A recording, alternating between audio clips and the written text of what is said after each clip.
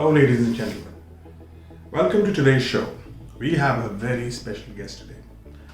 She is one of the most renowned scientists of the world and the nation, somebody who's inspired tremendous ideas, new dimensions, and probably, been a lighthouse for a generation of young students, especially girls, in science. I have with me today Professor and Dr. Rohini Godbole, an Indian particle physicist and academician.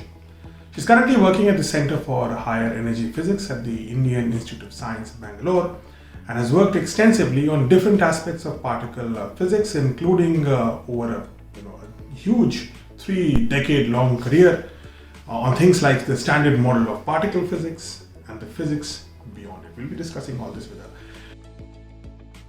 She has been a true trailblazer in changing the face of the Indian sciences, not just through her research and academics, but also by inspiring numerous young scientists to pursue further their pure science careers.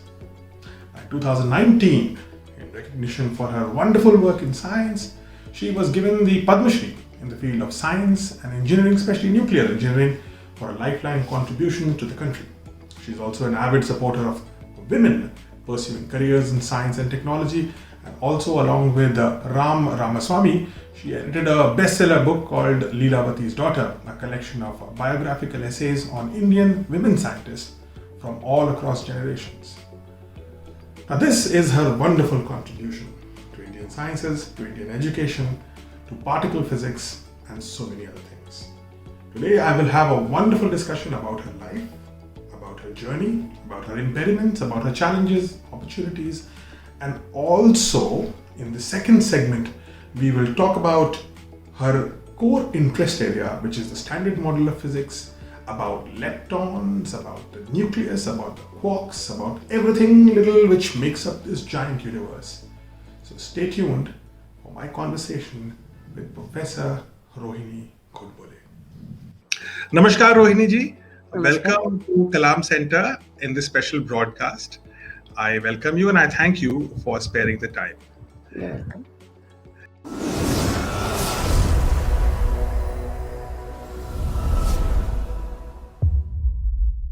Rohini ji, first thing I wanted to ask you is, I've read about your history, your childhood, how you entered into science, and it's a fascinating story from your childhood onward, because your childhood belongs to a time which is alien to what we see today. So I wanted to understand from you, first of all, what triggered your interest in science in that, I think, 1960s? What triggered your interest in science? Okay. How was your childhood? How did you came into science? It was a good question. You see, in my childhood, I was brought up in a family that really cared about education, and people didn't know much about science, okay, because there were perhaps a few doctors and engineers in the among uncles and aunts, but my direct influence was my parents, and actually both of them were humanities people. My father was a sort of expert in economics and politics, and my mother was actually a linguist. She was a Sanskrit scholar, Hindi, Marathi, English. And this is in Pune. That was in Pune. So I was brought up in a household, sometimes we would even, they would, because both of them knew Sanskrit very well. At tea time in the morning, while they will have their tea, we will have our milk. That was what you drank in the morning. But then, you would listen to couplets from Uttaram Charitra, couplets from Abhijnana Shakuntalam. So, and at the same time, he would discuss news of the day from the newspaper. So one kind of grew up in an environment where knowledge was respected. But science, there was no real reason to know science. I mean, one didn't know too much about science, and these people themselves were not science-oriented people. But even then, I remember when I was maybe 8 years old or 9 years old, my father, I didn't read English very well because I studied in a Marathi medium school. I studied in my mother tongue. So he would read out special items from English newspapers on a Sunday to us. And I remember that 1964, when I must have been 12 years old, he read out, actually, there was a report because there was a discovery of the quark model which got the Nobel Prize. So he had read a report and then he explained it to us. I'm not sure how much I understood.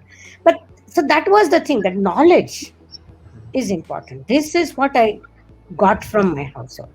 Now, science is a slightly different story in the sense that in my school, it was an all girls school.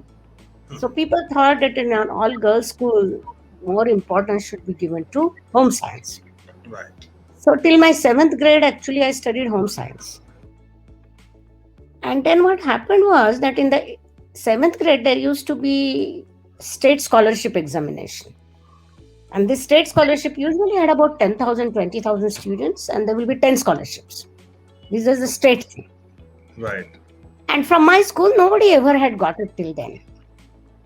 And there was a simple reason, because there was a paper in general science, and nobody had studied general science till then.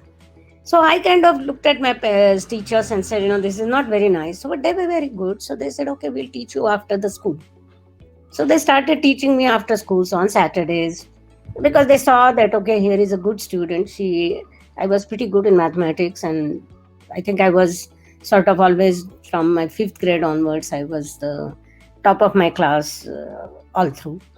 So they started teaching me. Then one of the teachers actually said to me, come home. My husband is a science teacher. So there was this person called Mr. Soni, and he himself was a teacher in another school. So he started teaching me. And I think from him, for the first time, there was a Marathi magazine in Marathi about science called Srishti Jnan. I think you can follow the meaning. Srishti Jnan. Yeah. So I started reading those magazines, those issues, and he got us introduction to the people who ran Srishti Gyan, who printed it. So we would go to their office. They gave access to back issues. And that's how actually I started getting interested in science and understanding that. So, but for me at that time, it was just like reading Shakespeare, just like I was reading, Bertrand Russell. That was new for me. That was English. I was trying to read literature. Same way, I was also reading this in science. So it was just one of the many things. The simple books like Gamow 1, 2, 3, Gamow's book 1, 2, 3 to Infinity. I started reading those books at that stage. He got me introduced to that. Then I started taking part in writing essays. There are science essay writing competitions. So this is all at the school level. But that all taught me something. And then when I was in SSC, again, I was in the top list. So people came to interview me, because again, there used to be, top 30 positions used to be announced at that time in this entire state. So they came and they interviewed me, and then they said, what do you want to do? And I said, maybe I will do a PhD. So this is the thing. I knew I want to have a scholarly pursuit. I don't want to become an engineer or doctor, but I was thinking I will do a PhD in Sanskrit or mathematics. Okay. So you see, this kind of reflects the upbringing I had, that knowledge is important. And I was thinking I will do mathematics because I thought that, and then I decided slowly that no, instead of mathematics, I'd rather do physics. And that was a very pragmatic point of view. I thought that physics gives you jobs, mathematics may not give you a job. Right. And I end up doing theoretical physics, which is about as difficult to get a job in as mathematics, or as easy, whichever way. But then, so this is where it all started. But then the other important thing was the government at that time had a scheme. And that scheme was called National Science Talent Search Scheme. The NTSC? NSTS. It was a pretty different version. Okay. It was more like KVPY, what KVPY is now. Because NTSC later on changed its avatars. But this was at that time, it started in 1964. As a matter of fact, even our Royal Society president, Professor Venki, Nobel Prize winner, chemistry Nobel Prize winner, was also an NSTS scholar in our batch. So In this your is just class? to set the scene. So this was a very interesting scheme, and there used to be 200 to 250 to 300 scholars they used to select every year, all over India. So this was pretty selective, and I got selected. I mean, there was an exam, there were interviews, there were projects you had to do.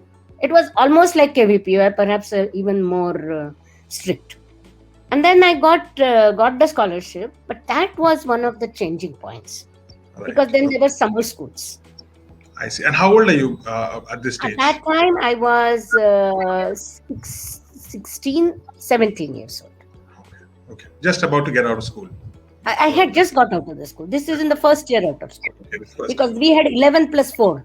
So 11 Okay. years of schooling and 4 years of college. So this was the I, first year of college. right. Okay. And that was to me really the changing point because then there were summer schools. You met other students from all over India. See, that India was not so global. Even the India was not global. Forget about the world. I mean, for a girl from a town like Pune, Maharashtrian girl who has studied in a Marathi medium school, to go out of Pune to some other place, to some other university in India, and we went for 1 month to IIT Delhi. That was a Gotcha. big experience. So Hmm. this was really widening horizons in the real sense of the word, True. because then you met lots of people, you met lots of students, and you learned more from them. Hmm. You perhaps I'm being unkind to the poor souls who did teach us and spend their summers teaching us in the summers, but I think I learned a lot from my cohort. And that's when one started understanding about science. Still, I don't think that it was very clear what does doing science mean. Huh? But interest in science continuously went on increasing. Then this scheme provided you with a book grant, so you could buy books. So one went and bought sort of. This is a developing India as a developing country. So people didn't necessarily have money to buy books. You still borrowed books from the library. So when you had money to go and buy your own books, that was a change. That you could buy things other than the textbooks.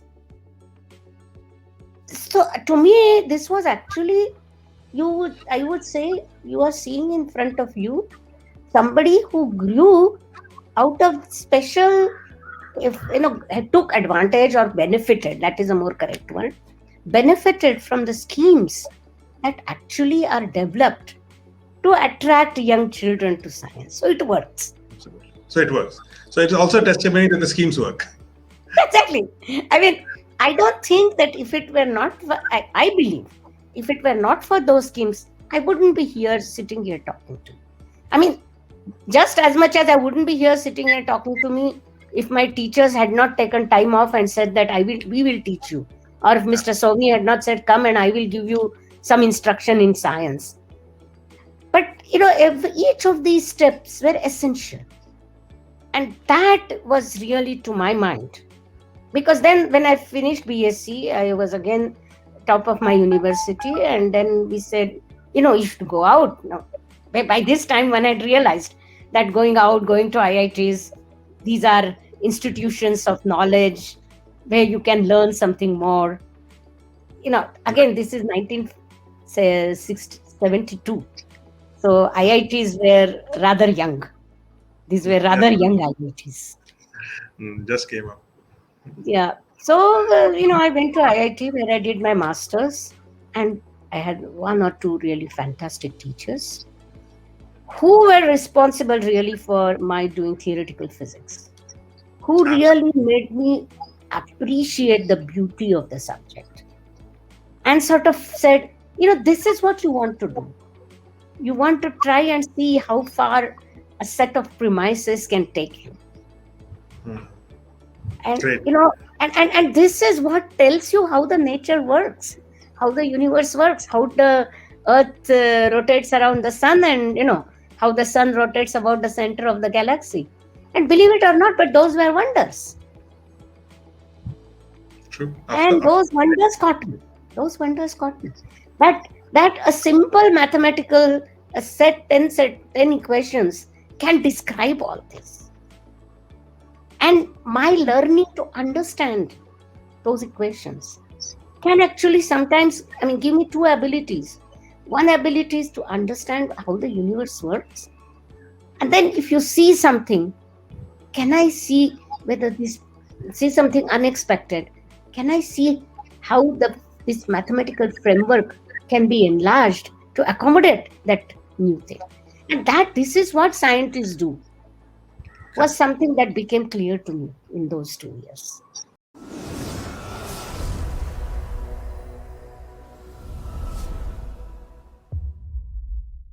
And then after that, you went on to New York State University? I went to State University of New York at Stony Brook, which was also a bit of an accident, if I may tell you.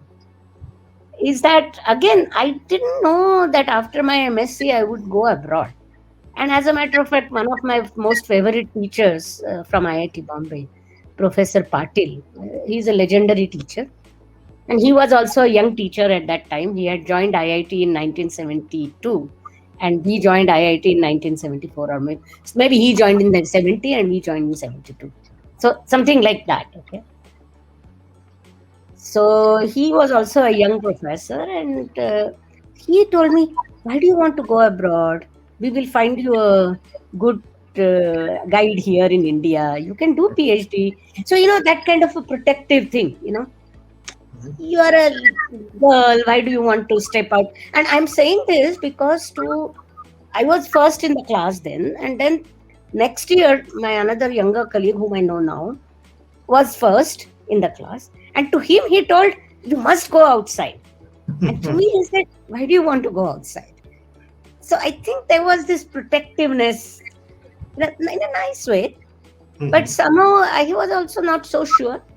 But then American Association of University Women, AAUW, they announced a scholarship for girls from India to do PhD in an American university. I see. Okay. God knows why they decided that, but they announced. Again, this is to encourage young women to get into science. And my mother happened to hear about this scholarship from somewhere. And she came home, and I was in IIT at that time. She called me and said, there is this scholarship and you should apply. So I said, but what do I have to do? Because otherwise one was not thinking of going abroad. Again, I came from a really middle class family. So going outside India was actually a very complicated exercise that time. Yes, of course. Even if you you could go only if you got a fellowship. Somebody in the US paid for you. But at the same time, just the expense of going there. See, at that time, the price of ticket from from Bombay to New York was 5,000 rupees. And this is 1970s. 1974 to be precise. And my father's salary at that time, and he was well off, was something like 1,900 rupees a month. Oh, wow. So this was a big chunk of money, even just to travel, right? Absolutely. So I was not even thinking of that. And then if you had to apply, you had to pay pre-app fees to get a form. You had to send the forms. You had to get foreign exchange to give a GRE. You had to go to a Reserve Bank of India to buy our State Bank of India to buy that foreign exchange money order of $8. It was a very different India. I was not at all interested. I didn't know that I should be doing all this, whether it's worth it. But then when my mother said this, then of course this form said, please tell us which universities have you applied to. So then I decided, okay, I must apply. And by this time I hadn't gotten any pre-apps, no GRE forms. So my classmate, one of my classmates, he had done everything. He had got the form. He said, I will apply next year. You take this form. Wow, okay. He gave me the form. I gave the exam. I got through. I applied to 4 or 5 places. I got into 2 or 3 good places. Surprisingly easily, I would say. But I got in with varying amount of aid. But by the time I actually got the scholarships, this AAUW scholarship timing had gone off. The deadline had passed.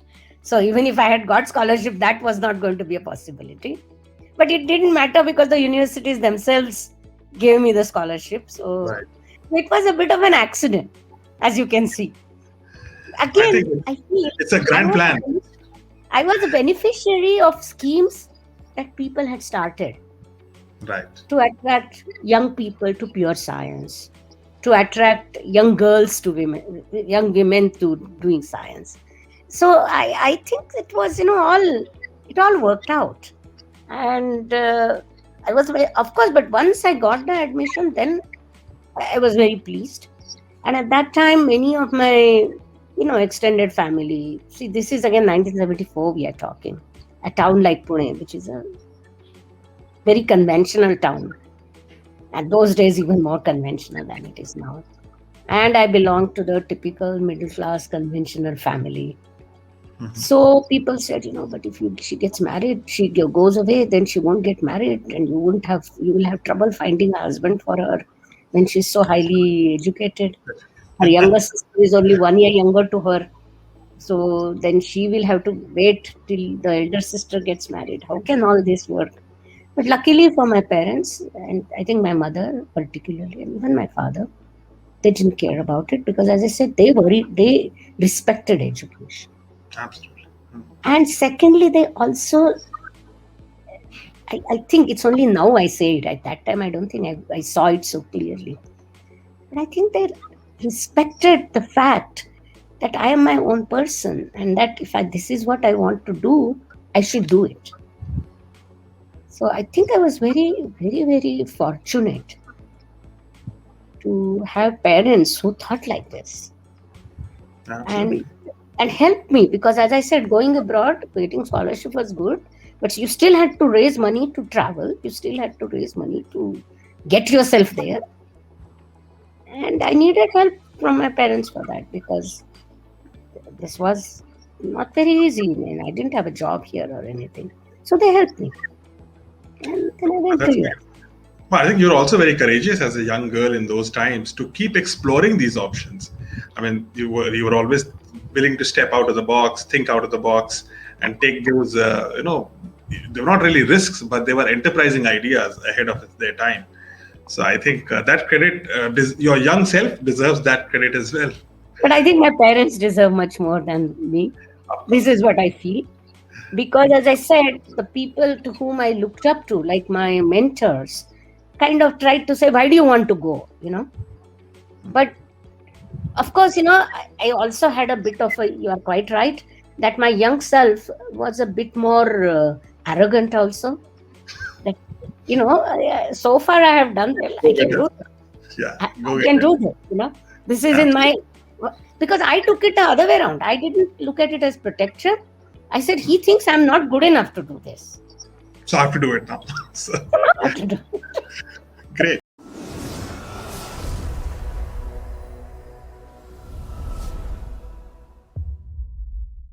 And when you were in New York, did you ever feel like settling in US?